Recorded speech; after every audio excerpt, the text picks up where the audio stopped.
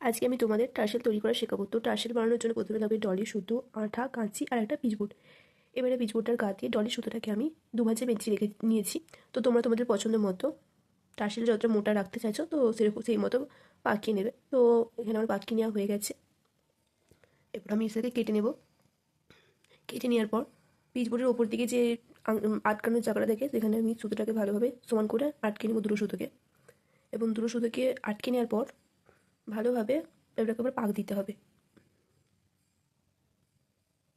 পাক দিয়ে দিতে যখন দেখবে যে সুতোটাতে ভাঁজ পড়ে আসছে তখন বুঝতে পারবে যে পাক দেওয়া সম্পূর্ণ হয়েছে। এখন দুটো মুখকে এক কাছে নিয়ে গিয়ে ভালোভাবে সুতো দিয়ে বেঁধে নিতে হবে।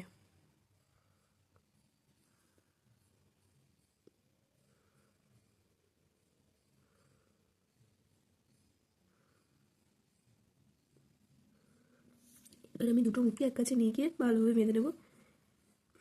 এবার নিচের দিকে যেটা পাকে থাকবে তো সেটা আমি আগেই টেনে নিয়েছি। তো তোমরা সেটাকে টেনে নেবে নিচের দিকে টেনে নেবে, দেখবে টার্সেলটা সমান হয়ে গেছে। তো এখানে আমার প্রথম টার্সেলটা রেডি হয়ে গেছে। তো প্রথম টার্সেলটা বানানোর পর দেখলাম যে এটা একটু দুভাজে করেছিলাম তো একটু সরু হয়েছে।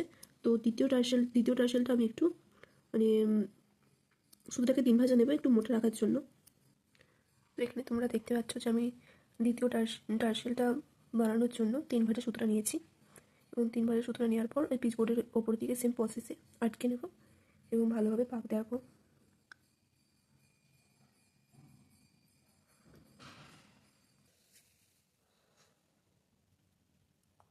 আমি এখন ভালোভাবে পাক দিয়ে নেব। পাক দিতে যখন দেখবে যে সুতোটাতে ভাঁজ হয়ে আসছে তখন তখন সুতো দুটো মুখে এক কাছে নিয়ে গিয়ে সেম প্রসেসে বেঁধে নিতে হবে। তো আমি এখানে শক্ত করে টাইট করে বেঁধে নিয়েছি। বেঁধে নেওয়ার পর টার্সেলের উপর দিকটা সমান করে কেটে নিতে হবে।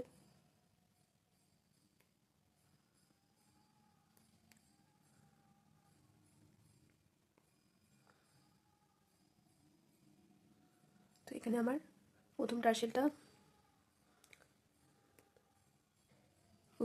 যেহেতু আমার একটু সরু হয়েছিল তো আমি সেটাকে পরে খুলে ঠিক করে নিয়েছি, মানে 3 ভাঁজে করে নিয়েছি।